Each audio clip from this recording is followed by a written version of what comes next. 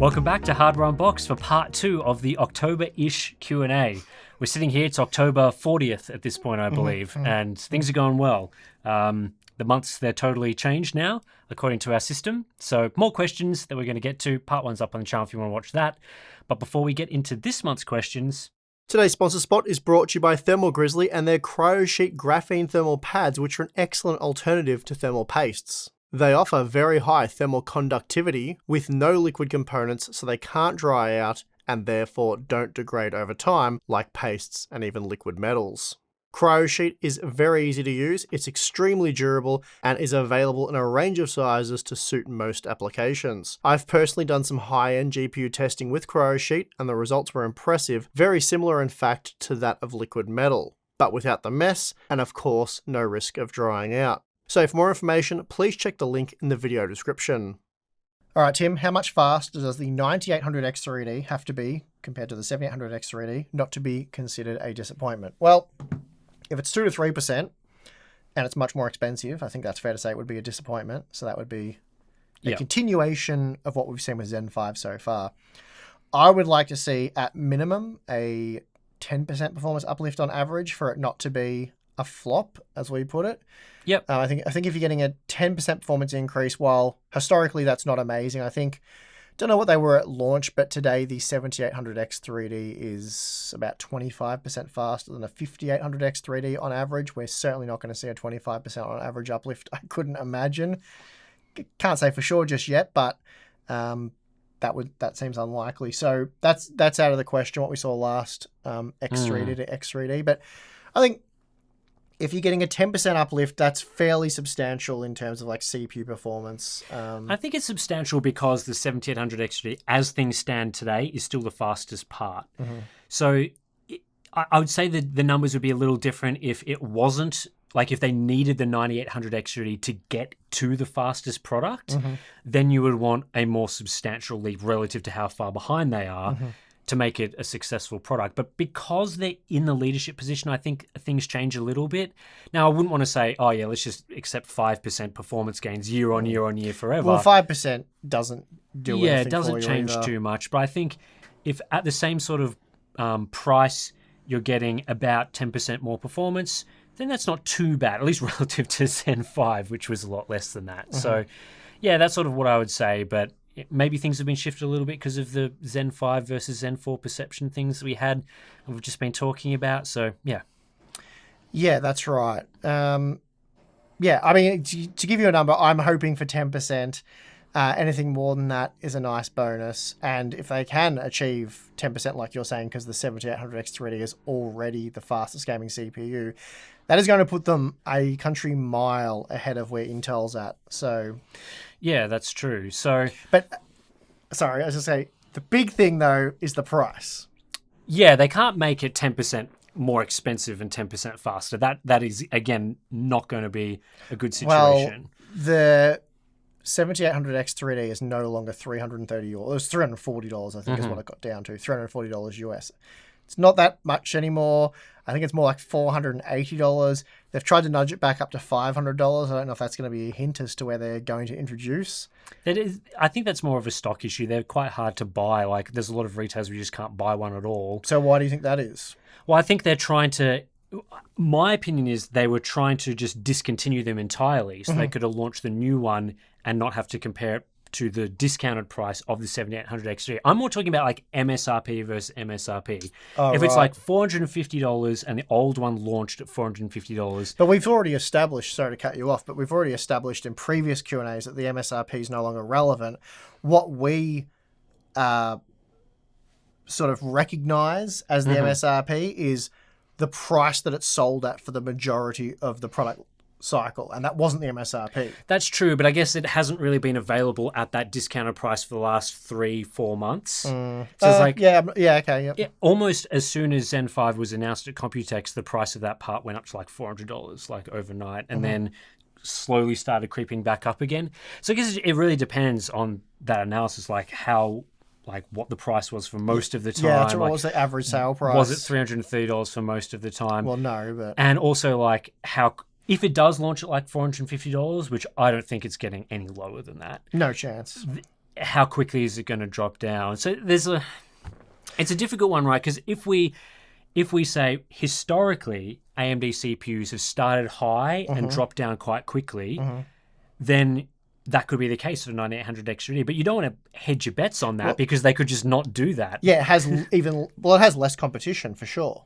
Yeah. There's really, if in this scenario that this hypothetical scenario that we're pitching here, if it is 10% faster, there is no competition for that part. Yeah. There's none. And with the 7800X 3D now gone, there is absolutely no competition for that part. So I guess the price of that part will really dictate, I know this is sort of obvious, but it's not always the case, by demand.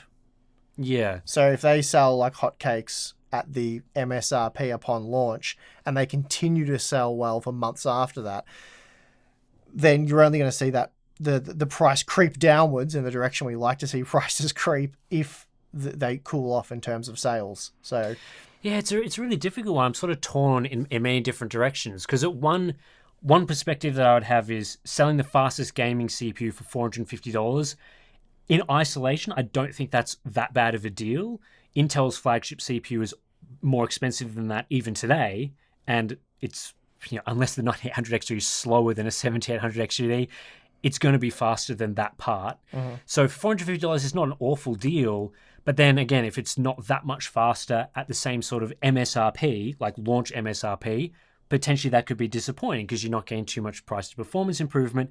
And then it could be even more disappointing if it's $450 for months when the 7800 XTD for a long part of its life, you could buy it for less than $400.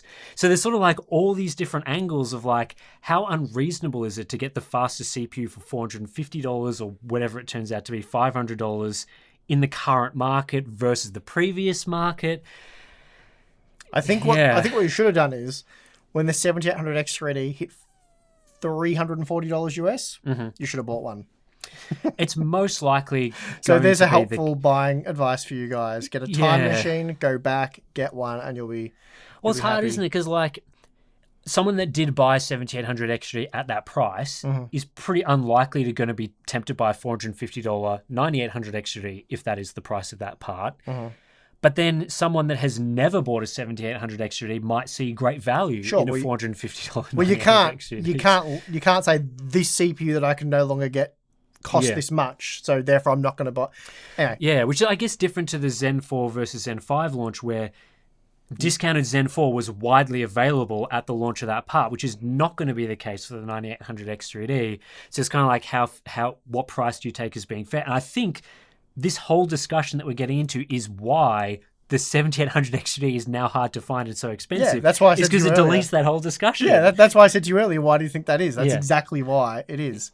So yeah, so it's going to be interesting when I see the conclusion and the pricing stuff on that video. So keen to see how it goes. And just to be clear, it's not like we're skirting around knowing the price or anything. We have no idea what the 9800 XT costs as of right now. So we'll just have to wait and see on that one. To this day, UserBenchmark is still one of the very top Google results when you search for hardware benchmarks or comparisons, despite being a two-word joke among the enthusiast crowd. Do you think the site's persisting relevance in the search results will have been responsible for misleading a significant amount of consumers into the wrong purchases, or people who look for benchmarks savvy enough to check multiple sources? So first of all, UserBenchmark, we know you'll be watching this segment because you put us into your About section. You guys suck. So please feel free to copy this and blast us on your website like you did the last time. We really appreciate it. Thank you for the attention. So just putting that out there because I know you guys will be listening to this. So first of all, I think the second part here when they're talking about misleading a significant amount of consumers probably hasn't played out, because if you look at their website and how ridiculous some of the statements are against AMD, but then you actually look at sales for AMD processors, they clearly have little to no influence. Because if people were actually paying attention to what they said, Intel would have 100% market share, and that just isn't the case at all. Well, yeah, important thing you've said there, and I like to give the general population a lot more credit than what UserBenchmark gives them. I can't imagine any person going over to the UserBenchmark website and going, I want to research these two CPUs. I'm not an expert in this. That's why I'm doing the research. I want to get up to speed and work all this out. And you go over and you read about the Intel CPU and you're like, oh, okay, that all sounds sort of reasonable enough. Okay, yeah, good information. I heard about this AMD thing that's a similar price. Let's read about that. And they read that and they're like, hang on. That's Oh, that's going to go into that about section, isn't it? That's a level of crazy that I'm not qualified to diagnose. But anyone who reads that is like, what am I reading here? This is a crazy person. There's no other way to put it. Like it's absolutely wild, the stuff they put in there. You're going down like, I don't even want to drag the conspiracy people into that. That seems unfair. I don't know what category you stick that in. It does sound like a conspiracy. Like if you read people who talk about like flat Earth or whatever, it's like I don't even want to put the flat earthers in that. Yeah, is that being hard on the flat earthers? It is. It is. Yeah. It's being unfair on those guys. So no, look, it's just you read that and you just think, all right, next website. So I think they've gone so loopy, so out of control, crazy that they're doing themselves a disservice. Like no one's paying attention to that level of crazy, just almost no one. So I think people look at that, move on to the next website, find someone else on the internet, Linus or someone who's going to give you much better information. So that's why I think the website has essentially killed itself by its own. Yeah, and I think the reason why it ranks still quite highly in Google is that they've generated like thousands of comparison pages. So pretty much any two processes that you were thinking of comparing, they almost certainly have some sort of website page for that with its own unique URL and so on. And so, people that are doing good quality benchmarking and good quality analysis are not going to be able to generate thousands upon thousands of comparisons with detailed conclusions and everything. Like, even if you put all the resources of all the benchmarkers together and we all tackled some comparisons, you wouldn't get to the amount of web pages that they've generated over there. It's SEO abuse. Yeah. Like it's spam. And so, Google's not good at dealing with that. Yeah, so Google's tried to downrank SEO spam recently, and that has hurt some publishers. But you look at how, like, if you search for some very specific comparison, there might just be no other content apart from a user benchmark website to show for that comparison because we're going to compare like 14900K versus 1700 XUE. That's going to be covered in depth by so many different review channels.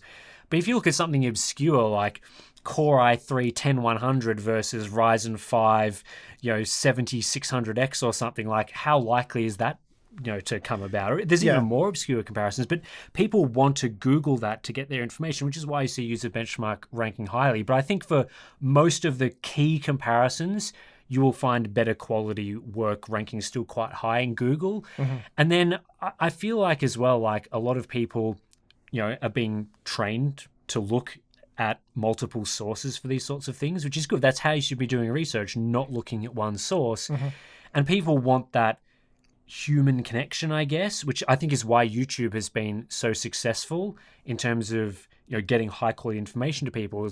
There's the benchmarks, but there's also the whole people like seeing a human face and interacting with real people in these sorts of discussions, which user benchmark, it just doesn't provide that sort of thing. It's a faceless, website. It's clearly largely generated, so there's not even like much opinion from people on that website. There's just they have to stay anonymous at this point in time. There's just charts and stuff, whereas how often do you hear people getting recommendations from products from mates and stuff? Like that's more of the vibe that you get on YouTube. I'm not saying like you should just trust the word of anyone on YouTube and use vibes to make your as you said, multiple sources. You shouldn't just use vibes for purchases, but like YouTube lends itself better to that sort of discussion. And we're putting our faces to our content, like who we are, so user benchmarks anonymous anyway. It's a whole thing. So I think the website is bad. Like it's not good that it ranks highly, but I think the damage that it's actually causing it is a lot less than people think it actually is. I think people are generally getting good quality information. YouTube has helped substantially with that.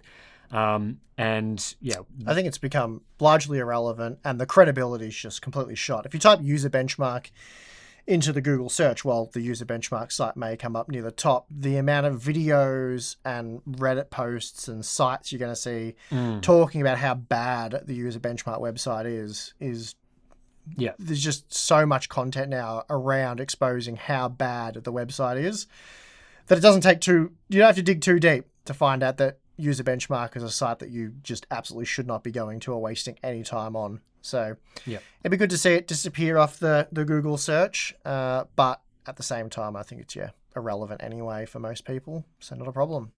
Do you find Zen 5, so Emit X3D, or Arrow Lake more disappointing? I feel like reviews towards Arrow Lake were less negative, as Intel admitted prior to launch that it would be slower, while AMD made the 15% claim while only delivering 5%. Yeah, we've already talked about this a bit, but that's pretty much it. With Arrow Lake, we went into it expecting probably at best case scenario parity, so that's not a high bar. It's like hopefully it matches what the previous generation was already doing, but while using less power, therefore easier to cool and using less power. So bar was set very low, expectations were low. It didn't quite meet those low expectations in some ways, but then in other ways we were pleasantly surprised by some of the results we saw. Yeah. But also it was quite clear there were a lot of teething issues, scheduling issues and stuff like that once addressed, it would probably make for a better product. So we don't review products with potential improvements over time, which is why we said, don't buy this. Not a good product. Yeah, if there's going to be improvements, wait for the improvements to come before deciding. Yeah, so I guess it's interesting how those things get interpreted, but we were essentially saying don't buy this product, period. Like, it may become viable, which is hardly an endorsement, if it is reduced heavily in terms of price and the teething issues get addressed. So they're sort of two big ifs, really. One big if on the pricing front. So essentially we're saying don't buy this product and you'll probably never buy this product. But that's it. That's pretty negative, right? Like, don't buy the product. It's not worth buying. Whereas with Zen 5, it was more the expectations were set incorrectly by AMD, massively under-delivered. And then there was just the confusion about how fast is it actually meant to be? Is there a problem with our sample? Is this why they were delayed by a week because there was some sort of weirdness going on? We didn't really know. So that was confusing, frustrating, and ultimately, just really disappointing. But with those parts, it was more of a situation where we said, you are ultimately going to end up buying these at some point in time. Like in the future, these will almost certainly become parts that you buy once Zen 4 stock dries up and the price of Zen 5 inevitably comes down, which it's already started to do. And then it's just like, here's an incremental upgrade over what you were previously getting. So that's pretty unexciting, but it's not a complete disaster. Certainly a flop initially because it was already a flop. Like we called it a flop and it was a flop. Sales were atrocious. I think Zen 5 sales were the worst CPU sales that the retailers that I'd spoken to had seen in the last 10 years. Now, I don't know if Arrow Lake's managed to top that or not. I haven't inquired about that yet. I think the disappointing there's like two different ways a product can be disappointing. It can be disappointing relative to expectations the company has set. So if they say one thing and it's well below that, that's disappointing. Even if the product itself, it could be good. Like they could say, this is going to be 50% faster. It turns out to be 30% faster. And you're like, it's a little disappointing that it wasn't the 50% they said, but it could still be good overall. But then there's disappointing products as in disappointing relative to existing other products. Like if you compare it to the other products, is it disappointing? And I think Zen 5 was disappointing from both fronts. So it's disappointing relative to what AMD said and disappointing as a product in general. So even if AMD was super honest with what Zen 5 could do in terms of its performance, I think it still would have been disappointing in general just because the performance uplift wouldn't have been that significant, but it would have been less disappointing, if you know what I mean. Also, there's the other disappointing angle is we're not invested in Arrow Lake. Nobody is. No one's invested in Arrow Lake, right? We wanted it to be good. It would have been exciting if it was good. But no one's invested in the platform. It's a new platform. If it sucks, you ignore it and move on. A lot of people had invested in AM5. They had invested interest in that platform. They were hoping it would be a repeat of AM4. And when you get a very incremental upgrade, especially for desktop users, like we're talking 2 to 3% gains in games on average, it's like, well, okay, so investing in this platform so far hasn't proven to be anything like AM4. Is Zen 6 going to be on AM5? Hopefully, should be. Yeah. No confirmation yet, which is concerning. But then what's that going to bring? Is that going to be that good step forward that means in 2 years' time from now, I'll upgrade from Zen 4 to Zen 6 and it'll be happy days and I can keep my motherboard and all that sort of stuff. So there's also that angle of investing in a platform and really hoping that you would see the generational gains that we saw consistently on AM4 and then first generation to the first follow-up generation on that platform, it's like doesn't offer anything, so that sucks as well. But I mean, I don't really like to say which one's more disappointing anyway. They're both really disappointing. Both reviews we walked away disappointed and said don't buy either product. So yeah, it does get more disappointing than that, really. If the conclusion is don't buy this, fair to say it's pretty disappointing. Yeah, don't buy this. There are better alternatives. And in both examples, I always laugh when we get accused of being Intel shills, which is hilarious, but, okay. But we got that a lot with the Zen 5 stuff and also the bashing of the bad AMD marketing, which was very just in my opinion. But in all instances, we were only recommending AMD products. Yeah. You can't really say someone is paid by Intel to give a negative Zen 5 review when that review is only recommending AMD products. That's five-dimensional chess, mate. Intel would definitely pay us to recommend AMD parts. That's how it works. Reading those comments gives me a brain itch. It really hurts, reading that logic. Yes, Intel. Yeah. So anyway, that's a whole separate thing. I know it's the comments and whatever, but I find that funny and it's worth bringing up in this because I know this exact segment will be accused of going easier on Intel than we did AMD, despite all the factors that were at play in those scenarios. People just want black and white stuff. They don't want any nuance at all when it comes to these discussions. It's like, please say this bad and other part good. Or some people. Some people who for some reason treat these companies like they're a sports team. Like AMD's my team. I barrack for AMD. Say nothing bad about them, only good things, or you're a shill and worse. And that, again, vocal minority. So we realize that, but it's still funny, and we see it in the comments. So sure. It's a thing. Anyway, we'll move on. What keeps you motivated to keep doing what you do for so many years? Do bad products/releases make it harder to get out of bed in the morning? And how easy/hard is it for you to keep a good work-life balance? Well, your work-life balance is non-existent. What's that mean? You have a work balance. Can you give me a definition, please? No, I have a family somewhere.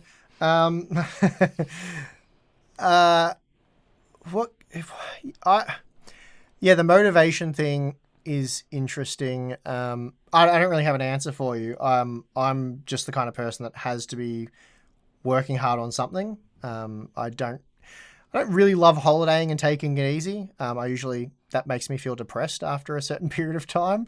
My wife always laughs. She's like, yeah, we try to go away on holidays for more than about a week. I can get Steve to last about a week, and then the depression of not working starts to set in. It's always a weird problem. But no, my dad's very much the same, and I don't know if it's my upbringing. My dad was pretty hard on me. If it wasn't being productive or working hard or trying to do my best, he'd let me know about it. Usually involved the back of his hand. But no, he was really good. He was good at keeping me moving forward and working hard. So I don't know if I attribute it all to him or it's a personality thing. I don't know. I enjoy it. There's a lot of things I do sort of around this as well that I put a lot of time and energy into. So I don't know. Productive personality person. I'm not. I don't know what to tell you. I'm not really sure what it is because my mates ask me as well because they'll get home from work and sit on the couch and they're like, "Oh, I'm gonna mow the lawns." And I'm like, "Go mow the lawns." And they're like, "What's wrong with you?" So I don't know. I don't like sitting still. I like doing stuff. So that's worked out well with this because we've always got things to do. There's always things we can improve, and I'm constantly trying to get better benchmarks and more in-depth testing. And you guys have seen that with like the new motherboard roundup, which, yeah, at times I did question my sanity doing that, but I was happy with the end product. So there's all that sort of stuff. But yeah, when the products suck, like I guess that's what comes across in the reviews when Zen 5's so disappointing. It's a bit of a kick in the, you know what, like it kind of sucks because you want to put in tons of energy and time and get excited about the stuff. And when the stuff's not exciting, that's really difficult. Arrow Lake's been tough because I was pretty pumped to do big motherboard roundups and really give Intel some attention and dig in on their stuff. And then it's like, that's going to be tough. Yeah, we want to be making content that ultimately is useful and recommends you good quality products. Like that's the whole goal of the channel really, is we're talking about these products and making it so that you, at the end of the day, are buying stuff that's worth buying.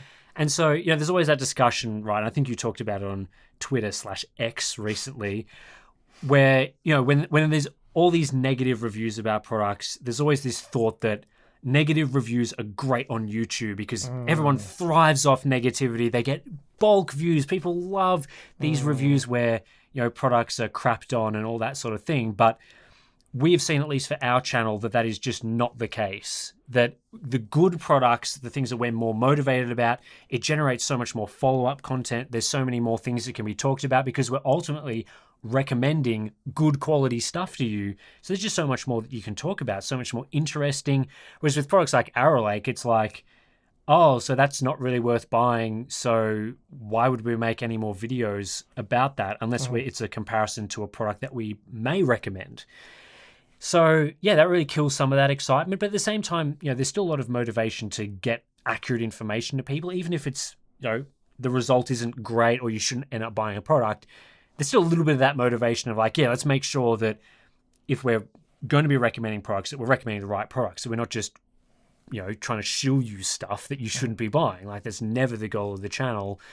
And so, yeah, that's reasonable for motivation. But we cover like a whole bunch of different things and there's always different revisits and other things to be talking about. So there's never really a shortage of content or things to get excited and motivated about across all the things we cover. So that helps a bit in these sort of periods where things aren't that exciting.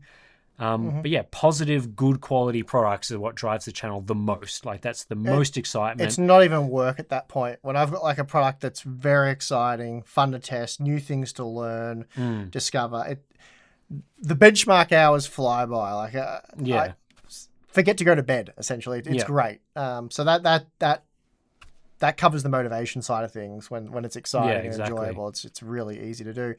And I appreciate the fact that I've been able to do essentially this job now for over 20 years. So it's a hobby that's now a job, I suppose. It's still, people say, I don't know, I've had people say negative things when I say this, but like I still consider this to be a hobby. I get paid for my hobby now, which is...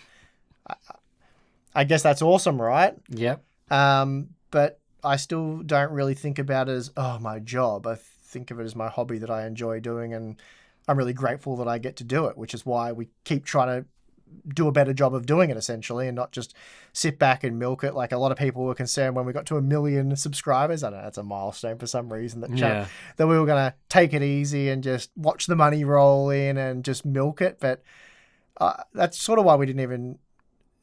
celebrate 1 million subscribers, because I didn't really care about the milestone. It was just get back to work. Yeah, the milestones for me are the new products that we and the new launches and things that we get to cover. But anyway, that's that. Do we cover all of the? I think that's Yep. So cool. With rumors indicating that the 5080 will be more cut down compared to the 5090 than historically seen. You made a video about that. Are you anticipating the 5080 Ti being announced? Okay. What costs are you expecting for each part? 5090, 5080, potential 5080 Ti. Well, the 5080 Ti, that would be a refresh cycle thing historically, right? Like a 12-month after. Yeah, it'd be some period after. I mean... So it's not really relevant to the initial conversation. Yeah, I mean, yes, the rumors are suggesting that a 5080 is going to be roughly half of a 5090. That's based on the current information. Again, we don't know how accurate that is, just to be very clear. So that would indicate that there's obviously plenty of room for 5080 Ti type products. And the last many generations has been that sort of product. It was called the 4080 Super, not the 4080 Ti this generation, but there was obviously the 3080 Ti, the 2080 Ti. There was the what is it, the RTX Titan or whatever it was that was ludicrously There's enough room for priced. a Ti Super in there. Yeah, there's room for a Ti Super and a Super Ti Super, and That'd be if AMD's marketing got involved. It'd be the X Super, X Ti. That would be so bad. So, yeah, I mean, if I was going to guess what the pricing for these products would look like, and this is just purely a guess, I've got absolutely no idea. My expectation would be that, based on how the products are cut down, that the 5080 is probably going to be pretty similar in price to what we've seen for the last few generations for the 80 tier cards. So the last one was $1,200. I don't think around that price would be too surprising. But the one before that was a lot cheaper, but you couldn't buy it. It was, but like I'm saying, more 40. I mean, the 4080 Super was $1,000. You could put that in the discussion as well. Somewhere in that high around $1,000 range is where I'd be expecting. But then the 4090 could be anything. And if you're looking at, the configurations and stuff, it could easily be twice the price at like $2,000 or more than $2,000. $2,000 would be my minimum. Yeah, I think so. That's not to say that, the 5080 would be, a terrible product because it's so much, cut down relative to the 5090. And the 5090 is a terrible product because it's so expensive. I think the top tier products have generally commanded these ludicrous prices, and they're not really meant for mainstream consumers. I know people get really caught up on like how expensive the best product is and how ridiculous it is, but history has shown that there is a class of people that are willing to pay those sorts of prices. And so long as, and this is the key part, it doesn't matter how expensive the 5090 is. And I know people get really mad with that statement. That's true. It doesn't matter how expensive it is so long as the products in the price points that most people buy are good. So as long as you don't get a 4060 Ti 8GB card for $400 US. Yeah. Is that what you're saying, Tim? What I'm saying is they could price the 5090 at $1 million. Like they could make this gold plated, they sell you a gold bar with it that's NVIDIA branded or whatever to put on a shelf. They could do that. That is irrelevant so long as the $500, $400, $300 GPUs are great. Like people, like the majority of people do not buy 5090s. It's for people that are really wanting the best of the best. They could charge whatever they want. So yes, this 5080 could be cut down significantly, but so long as they nail the pricing, so long as the performance is improved relative to previous parts and all that stuff plays out really well, it being cut down significantly is not too much of a concern to me. It's all about price to performance ratios and really nailing what NVIDIA didn't nail with the 40 series, which you brought up, is things like a $400 4060 Ti 8GB. So that's what matters for this generation. That's what they need to be focusing on. And the 5090 and stuff will take care of itself. And they could price it at $3,000 and people would buy it. So that's just what flagship cards are. That's what they've done. And it goes back to like the GTX Titan Z and stuff when they sold this like dual GPU thing for like $3,000. People did buy that part. It's been a thing for a long time. It is what it is, unfortunately. I would love for the 5090 to be $500, but it's not going to be. No, so. I think, what you're saying is true. Like people get annoyed when you say that, and that isn't necessarily correct. But I think where people rightfully get annoyed is when the product segmentation pushes all the good stuff towards the high end. That's which is what we're saying anyway. Yeah, what's bad is if the 5090 is the only good product in the lineup. That's bad because that's the most expensive, the flagship tier for people with lots of money to spend. That's what you don't want.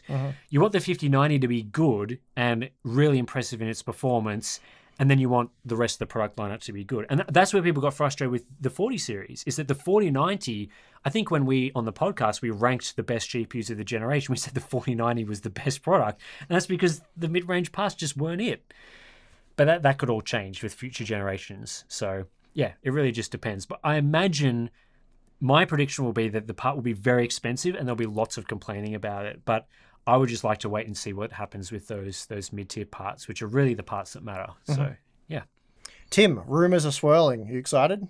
Tim loves swirling rumours. If I know one thing about Tim, it's that he loves swirling rumours. So, Intel is abandoning Arrow Lake refresh they're not doing the refresh essentially. And LJ 1851 after one CPU. So the socket's going to have one. How damaging would this be for Intel? So one CPU on the current Z890 chipset platform, nothing to follow, no refreshes, nada. Well, after Arrow Lake, I think it makes absolutely no difference. The reason why I would say that is that I don't imagine many people are going to be investing into this generation of LG 1851. So the fact there's no upgrade path, I mean, it's just a much of a muchness. Like, you need something to get you in the door, is what you're saying. Yeah, you need something to get on the platform and then the upgrades to be worth it. Whereas if it's a platform you would never consider buying, and then let's say there is a second generation that is worth buying, there's no upgrades after that. I mean, I guess that would be sort of worth considering, but it's not going to change that discussion too much. The fact that it isn't worth buying in the first generation is pretty much just kills it. Yeah, okay. I guess, like for example, right, if Intel had promised 3 generations on LG 1851, would that change your decision to not recommend Arrow Lake, or would you go, maybe you could buy this and then hope for the best in the future, it would be better? Yeah. You probably wouldn't recommend it still, would you? Not as it currently stands, no. It's, you can't, in all good conscience, recommend someone invest in that platform when you've got AM5, which is... offers you more now. Offers you more now, is more mature, less issues. Really, yeah.